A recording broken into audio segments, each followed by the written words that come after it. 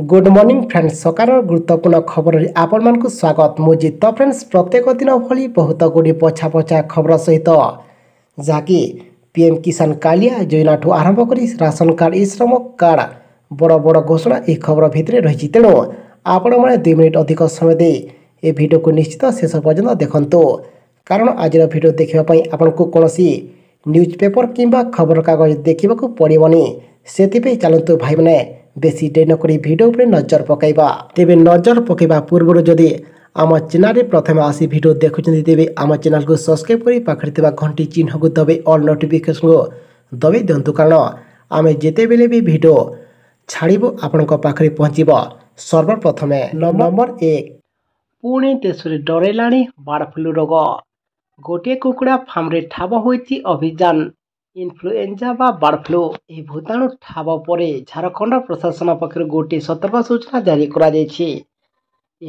Farm रे 920 पक्षी को हत्या कर भितर 770 बतक रही रामकृष्ण आश्रम पक्ष परिचालित मोराबाद स्थित कुकुड़ा फार्म दिव्यान कृषि विज्ञान केन्द्र रे पक्षी मान को हत्या परवर्ती खबर एणिकी आसंता 26 तारिख रे प्रकाश पेब युक्त 2 परीक्षा फल 26 तारिख रे प्रकाश पेब युक्त 2 परीक्षा फल आसिब कला विज्ञान वाणिज्य एवं धंदामूलक रेजल्ट www.odisharesult.nic रे प्रकाश पेब रेजल्ट 26 तारिख अपराह्न रे प्रकाश पेब परीक्षा फल सीएचएससी पक्ष परीक्षा फल बाहर ने सूचना मिली चलित वर्ष कला विज्ञान वाणिज्य एवं धंदामूलक शिक्षा राज्य में 3,84,597 जन छात्र छात्री परीक्षा देछंती। परवर्ती खबर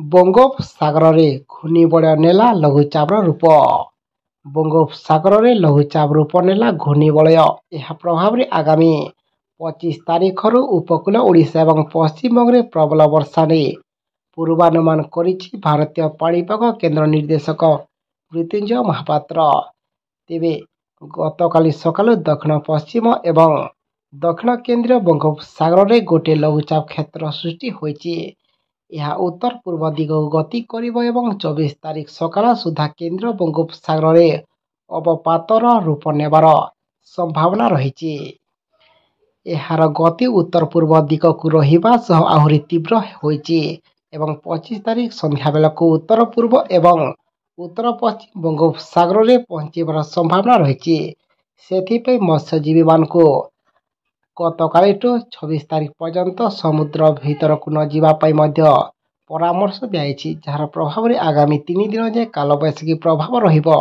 एवं किछि जिले में प्रबल वर्षा संभावना रही। परवर्ती खबर पुणी एठारे महामारी आक्रांत संक्रमित सिंगापुर रे महामारी आतंक यार नुआ भारिएंट KP2 एवं KP1 खूब जोरे निजर पाद प्रसारित करुछंती चिंतार कथा यह कि यह नुआ भारिएंट एवं भारत में मध्य प्रवेश कर सारी ऑफिशियल सूचना अनुसार भारत में महामारी 19 नुआ भारिएंट KP2 एवं केपी 290 मामला एवं KP1 34 मामला स्पष्ट करा जायछि हेले केंद्रीय स्वास्थ्य मंत्रालय सजड़ित एक सूत्र न्यूज एजेंसी PIB को कही जे एसबु JN1 सब भारिएंट यह लोकों खूब घातक नुहे एथिपे चिंतार करिवार कौनसी आवश्यक नाही बोली सूचना देछंती।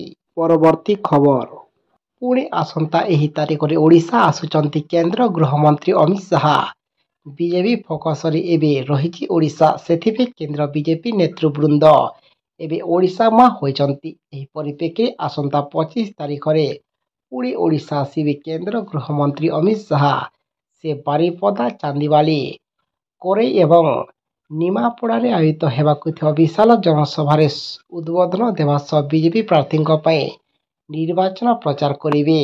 परवर्ती खबर बाहरिला मैलेरिया पे टीकाकरण देशर प्रतिष्ठित शिक्षानुष्ठान जवाहरलाल नेहरू विश्वविद्यालय रे गोटे वैज्ञानिक टीम एमती एक संभाव्य टीका बाहर कर जहाँ मैलेरिया विरोध में अधिक प्रभावशाली एवं यार चिकित्सा रणनीति रे सहायक हो पारिबो। सेल प्रेस पक्षरु आइसाइंस ପତ୍ରିକାରେ ଗବେଷଣାର ରିପୋର୍ଟ ପ୍ରକାଶ ପାଇଛି। ପରବର୍ତ୍ତୀ ଖବର ଆସିଲା ପୁଣି ସମସ୍ତ ଡ୍ରାଇଭିଂ ଲାଇସେନ୍ସକୁ ନେଇ ପୁଣି ଏକ ଖୁସି ଖବର।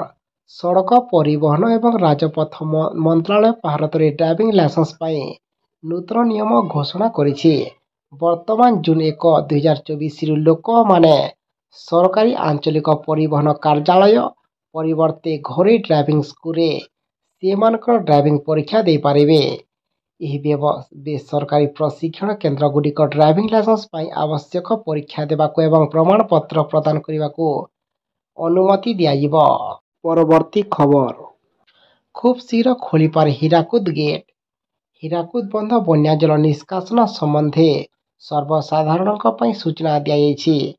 ହୀରାକୁଦ ନଦୀବନ୍ଧ କର୍ତ୍ତୃପକ୍ଷଙ୍କ ସୂଚନା ଅନୁସାରେ ହୀରାକୁଦ ଡ୍ୟାମ୍ର କିମ୍ବା ବନ୍ଧରୁ ପୂର୍ବ ବର୍ଷ ଭଳି ଏ ବର୍ଷ ମଧ୍ୟ ବର୍ଷା ଋତୁରେ ଯେକୌଣସି ସମୟରେ ବନ୍ୟା ଜଳ ନିଷ୍କାସିତ ହୋଇପାରେ। ମହାନଦୀ ଶଯ୍ୟାରେ ଚଳାଚଳ ଏବଂ ଅନ୍ୟାନ୍ୟ ବ୍ୟବହାର ପାଇଁ ସତର୍କତା ଅବଲମ୍ବନ କରିବା ପାଇଁ କୁହାଯାଇଛି। ପରବର୍ତ୍ତୀ ଖବର ଆସନ୍ତା ଏହି ତାରିଖରେ ହୋଇପାରେ ଛୋଟ ବାତ୍ୟା ଓଡ଼ିଶାକୁ ନାହିଁ ପ୍ରଭାବ। ପୁଣି ଫେରିବ ଗ୍ରୀଷ୍ମ ପ୍ରଭାବ। ଭୀଷଣ ଗ୍ରୀଷ୍ମ ପ୍ରଭାବରେ ସମସ୍ତେ କଲବଲ ହେବେ। ଏଥର ଏହାର ଅବଧି ପ୍ରାୟ 10 ଦିନ ଧରି ରହିବ। ଓଡ଼ିଶାରେ ମୌସୁମୀ ପହଞ୍ଚିବା ଯାଏଁ ଗ୍ରୀଷ୍ମ ପ୍ରଭାବରେ ବାଲାକୁ ମୁକ୍ତି ମିଳିବନି ବୋଲି ବରିଷ୍ଠ ପାଣିପାଗ ବିଶେଷଜ୍ଞ ପ୍ରଫେସର ସୁରେନ୍ଦ୍ରନାଥ ପଶୁପାଳକ ପୂର୍ବାନୁମାନ କରିଛନ୍ତି ଏବଂ ଡକ୍ଟର ପଶୁପାଳକ ଆକଳନ କରିଛନ୍ତି ଯେ ବଙ୍ଗୋପସାଗରରେ ଗତକାଲିଠୁ ଲଘୁଚାପ ସୃଷ୍ଟି ହୋଇଛି ଏବଂ ଆଜି ଅବପାତ ଏବଂ 24 ତାରିଖରେ ଗଭୀର ଅବପାତ ହେବ। 25ରେ ଏହା ଛୋଟ ବଡ଼ ଧରଣର ବାତ୍ୟା ରୂପ ନେଇପାରେ। ଗଭୀର ଅବପାତରେ ବି ରହିଯାଇପାରେ। 24 ସକାଳେ ଏହା ବାଂଲାଦେଶ ଉପକୂଳ ଛୁଇଁବ। ତେବେ ଛୋଟ ବାତ୍ୟା ହେବ କି ଗଭୀର ଅବପାତ ଓଡ଼ିଶାରେ ଏହାର ସାମାନ୍ୟତମ ପ୍ରଭାବ ପଡ଼ିବନି। ଏନେଇ ପାଣିପାଗ ବିଭାଗ ଆକଳନ କରିଛି ଏବଂ 25 ତାରିଖରେ କିଛି ଜିଲ୍ଲାରେ ମଧ୍ୟ ବର୍ଷା ହୋଇପାରେ। ପରବର୍ତ୍ତୀ ଖବର ସମସ୍ତ ଛାତ୍ରଛାତ୍ରୀଙ୍କ ପାଇଁ ଆସିଲା ଏବେ ଖୁସି ଖବର। ପାଠପଢ଼ା ସ୍କୁଲ ସମୟରେ ପିଲାଙ୍କ ସ୍ୱାସ୍ଥ୍ୟ ସୁରକ୍ଷାକୁ ଗୁରୁତ୍ୱ ଦିଆଯିବ। ଜରୁରୀକାଳୀନ ସମୟରେ ବିପଦକୁ ଏଡ଼ାଇବା ପାଇଁ ନିଆଯିବ ପଦକ୍ଷେପ। ସ୍କୁଲରେ ରହିବ ସ୍ୱାସ୍ଥ୍ୟ ପଞ୍ଜୀକରଣ ଖାତା। ପିଲାଙ୍କୁ ସ୍କୁଲ ଡାଏରୀରେ ମଧ୍ୟ ଗୋଟିଏ ଫ୍ରେଜ୍ ସ୍ୱାସ୍ଥ୍ୟ ସମ୍ପର୍କିତ ରେକର୍ଡକୁ ଉଲ୍ଲେଖ କରାଯିବ ଏବଂ ନିୟମିତ ଭାବରେ ଔଷଧକୁ ବଦଳାଯିବ। ଏହାସହ ଜ୍ୱର ମାପିବା ପାଇଁ ମଧ୍ୟ ରହିବ ଡିଜିଟାଲ ଥର୍ମୋମିଟର, ସାନିଟାଇଜର ଏବଂ ହ୍ୟାଣ୍ଡ ୱାସ୍। ସ୍କୁଲ ପରୀକ୍ଷା ସପ୍ତାହ ଅବସରରେ ପ୍ରତି ଚଳିତ ବର୍ଷ ବିଦ୍ୟାଳୟ ଏବଂ ଗଣଶିକ୍ଷା ବିଭାଗ ସ୍ୱତନ୍ତ୍ର ପଦକ୍ଷେପ ନେଇଛି। ପରବର୍ତ୍ତୀ ଖବର ପୁଣି ନବୀନ ସରକାର ନେଲେ ବଡ଼ ନିଷ୍ପତ୍ତି। ବିଜେଡିର ନିର୍ବାଚନ ଇସ୍ତାହାରକୁ ନେଇ ପାଣ୍ଡିଆନଙ୍କ ସାମ୍ବାଦିକ ସମ୍ମିଳନୀ। କହିଲେ ମଧ୍ୟବିତ୍ତଙ୍କ ପାଇଁ ହୋଇଛି ବଡ଼ ଘୋଷଣା। ନୂଆ ଓଡ଼ିଶା ଗଠନରେ ମଧ୍ୟବିତ୍ତଙ୍କର ରହିବ ଗୁରୁତ୍ୱପୂର୍ଣ୍ଣ ଭୂମିକା ଏବଂ ସହରାଞ୍ଚଳ ସହ ସମସ୍ତ ମଧ୍ୟବିତ୍ତଙ୍କୁ ବିଏସକେୱାଇ ନବୀନ କାର୍ଡ ପ୍ରଦାନ କରାଯିବ। ଘର କିଣିବାକୁ 20 ଲକ୍ଷ ଟଙ୍କା ପର୍ଯ୍ୟନ୍ତ ଋଣ ଉପରେ ସୁଧ ରିହାତି ମିଳିବ ଏବଂ ମଧ୍ୟବିତ୍ତଙ୍କ ପିଲାଙ୍କ ପାଠପଢ଼ା ପାଇଁ ଶିକ୍ଷା ଋଣ ଉପରେ ବି ମିଳିବ ସୁଧ ରିହାତି। ଗମନାଗମନ ପାଇଁ କମ୍ ପଇସାରେ ସୁବିଧା କରାଯାଇଛି। ଲକ୍ଷ୍ମୀ ବସ୍ ଏବଂ ମୋ ବସ୍ ବ୍ୟବସ୍ଥା କରାଯାଇଛି। ରାଜ୍ୟର ପ୍ରାୟ 98% ପିଲା ନୂଆ ଏବଂ ଛାତ୍ରବୃତ୍ତିରେ ସାମିଲ ହୋଇଛନ୍ତି। ଆଗାମୀ ଦିନରେ ଛାତ୍ରଙ୍କ ପାଇଁ 12,000 ଟଙ୍କା ଏବଂ ଛାତ୍ରୀଙ୍କ ପାଇଁ 14,000 ଟଙ୍କା ଛାତ୍ରବୃତ୍ତି ପ୍ରଦାନ କରାଯିବ ବୋଲି ସେ ସୂଚନା ପ୍ରଦାନ କରିଛନ୍ତି। ପରବର୍ତ୍ତୀ ଖବର ରାସନ କାର୍ଡଧାରୀଙ୍କ ପାଇଁ ଖୁସି ଖବର। ସରକାର ଦେବେ 5,000 ଟଙ୍କା। ବିଭିନ୍ନ ସମୟରେ ରାସନ କାର୍ଡଧାରୀଙ୍କ ପାଇଁ ନୂଆ ନୂଆ ଯୋଜନା କାର୍ଯ୍ୟକାରୀ କରୁଛନ୍ତି ଉଭୟ କେନ୍ଦ୍ର ଏବଂ ରାଜ୍ୟ ସରକାର। ସମୟରେ ରାସନ କାର୍ଡକୁ ନେଇ ଅନେକ ନୂଆ ନୂଆ ଅପଡେଟ୍ ମଧ୍ୟ ଆସିଥାଏ। ହେଲେ ଏହାକୁ ନେଇ ଠିକ୍ ସୂଚନା ମିଳି ପାରୁନଥିବାରୁ ଏହାର ଲାଭ ଉଠାଇ ପାରୁନାହାନ୍ତି ଲୋକେ। ତେବେ ବର୍ତ୍ତମାନ ଏଭଳି ହିଁ ଏକ ନୂଆ ଯୋଜନା କିମ୍ବା ଅପଡେଟ୍ ସାମ୍ନାକୁ ଆସିଛି। ରାସନ କାର୍ଡଧାରୀଙ୍କୁ ପ୍ରତି ମାସରେ 5,000 ଟଙ୍କା ପ୍ରଦାନ କରାଯାଉଛି। ତେବେ କିଭଳି 5,000 ଟଙ୍କା ଆପଣଙ୍କ ଆକାଉଣ୍ଟକୁ ଆସିବ ଏବଂ ଏଥିପାଇଁ କ'ଣ କ'ଣ ମାନଦଣ୍ଡ ରହିଛି ତାହା ଜାଣିବାକୁ ଆପଣମାନେ ଏ ଭିଡ଼ିଓ ଦେଖୁଥାନ୍ତୁ। ତେବେ ରାସନ କାର୍ଡଟି ଥିଲେ ଅନେକ ସୁବିଧା ଯୋଗାଇ ଦେଉଛନ୍ତି କେନ୍ଦ୍ର ସରକାର। ଏହି ନୂଆ ଘୋଷଣା ମୁତାବକ ଯଦି ଆପଣଙ୍କ ପାଖରେ ରାସନ କାର୍ଡଟି ଅଛି ଓ ଆପଣଙ୍କ ବୟସ 18ରୁ 42 ବର୍ଷ ବୟସ ଭିତରେ ରହିଛି ତେବେ ସହଜରେ ଏହି ଯୋଜନାରେ ଲାଭ ଉଠାଇ ପାରିବେ। କାରଣ ଏହି ଯୋଜନାରେ ସରକାର ପ୍ରତି ମାସରେ 5,000 ଟଙ୍କା ଆପଣଙ୍କ ଆକାଉଣ୍ଟକୁ ପଠାଇବେ। ଏହି ଯୋଜନାରେ ହିତାଧିକାରୀ ସ୍ୱଳ୍ପ ପ୍ରିମିୟମ ପ୍ରଦାନ କରି ପରିଣତ ବୟସରେ ପ୍ରତି ମାସରେ ବ୍ୟାଙ୍କ ଆକାଉଣ୍ଟରେ ଟଙ୍କା ପାଇପାରିବେ।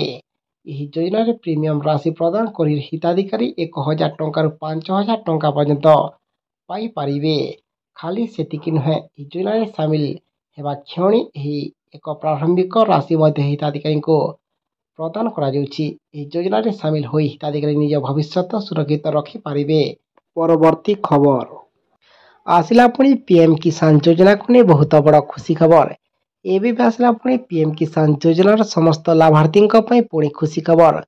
ପୁଣି ମିଳିବାକୁ ଯାଉଛି ପିଏମ୍ କିଷାନ ଯୋଜନା ମାଧ୍ୟମରେ ସମସ୍ତ ଯୋଗ୍ୟ ହିତାଧିକାରୀଙ୍କ ଖାତାରେ 2,000 ଟଙ୍କା, ଯାହାକି ଆପଣଙ୍କ ପାଇଁ ବହୁତ ବଡ଼ ଖୁସି ଖବର। କାହିଁକି ନା ପୁଣି ଆଗକୁ ନିର୍ବାଚନକୁ ଦୃଷ୍ଟିରେ ରଖି ପୁଣି ସରକାର ଏଥିରେ ଯଥାଶୀଘ୍ର ଟଙ୍କା ଦେବାଟା ସୂଚନା କିମ୍ବା ବିଚାର କରୁଛନ୍ତି। ସେଥିପାଇଁ ଯେଉଁମାନେ ଏପର୍ଯ୍ୟନ୍ତ ଆପଣଙ୍କ ଡକୁମେଣ୍ଟକୁ କେଉଁସି ଫୁଲଫିଲ୍ କରିନାହାନ୍ତି, ତେବେ ଆପଣମାନେ ଶୀଘ୍ର ଏଥିରେ ଫୁଲଫିଲ୍ କରି ରଖିଥାନ୍ତୁ ଏବଂ ଏଥିରେ ଯେକୌଣସି ତାରିଖରେ ସରକାର ଟଙ୍କା ରିଲିଜ୍ କରିପାରନ୍ତି ବୋଲି ଏବେ ମିଡ଼ିଆ ରିପୋର୍ଟରେ ସୂଚନା ମିଳିଛି। ସେଥିପାଇଁ ଆମେ ଆପଣଙ୍କୁ ରିକ୍ୱେଷ୍ଟ କରୁଛୁ କି ଆପଣମାନେ ଆମ ସହ ସଦା ସର୍ବଦା ଯୋଡ଼ି ହୋଇ ରହିଥାନ୍ତୁ। କାହିଁକି ନା ଯେଉଁଦିନ ସରକାର ଟଙ୍କା ଦେବାଟା ଘୋଷଣା କରିବେ, ଆମେ ଆପଣଙ୍କୁ ଆଉ ଗୋଟେ ଭିଡ଼ିଓ ମାଧ୍ୟମରେ ଆମ ଏହି ଚ୍ୟାନେଲ୍ ମାଧ୍ୟମରେ ଆମେ ଆପଣଙ୍କୁ ଜଣାଇଦେବୁ। ତାକୁ ଦେଖି ଆପଣମାନେ କନଫର୍ମ ହୋଇଯିବେ।